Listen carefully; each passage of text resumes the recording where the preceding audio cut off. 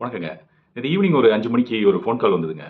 மாநகராட்சியிலேருந்து ஒரு அதிகாரி ஒருத்தர் கால் பண்ணியிருந்தாரு.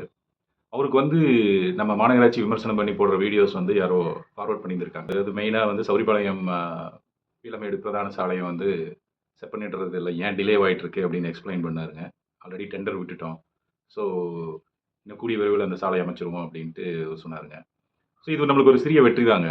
நான் நெனச்சிட்டு இருந்தேன் இந்த வீடியோஸ்லாம் வந்து யார் அஃபிஷியல்ஸ்லாம் பார்க்க போறதில்ல, எதுவும் நடக்க போறதில்ல அப்படின்ட்டு. பட் பாருங்க, அது அவங்க பார்வைக்கு போயிருக்கு.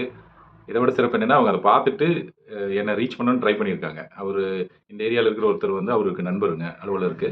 ஸோ அவர் மூலமா என் நம்பர வாங்கி எனக்கு கால் பண்ணியிருக்காங்க. நம்ம பிரச்சனைகள் இருக்குன்னு கம்ப்ளைண்ட் பண்ணிட்டு எதுவுமே பண்ணாம உட்காந்துருக்கிறதுக்கு அட்லீஸ்ட் அத நம்ம பொது வெளியில வந்து பேசுறப்போ, அது சம்மந்தப்பட்டவங்கள அது அடைஞ்சதுன்னா, ஏதோ ஒரு தீர்வு கிடைக்குங்க. ஸோ பொறுத்திருந்து பார்ப்போம். கூடிய விரைவில் சாலை அமைச்சிருவோம்னு சொல்லியிருக்காங்க. ஸோ பொறுத்திருந்து பார்க்கலாங்க.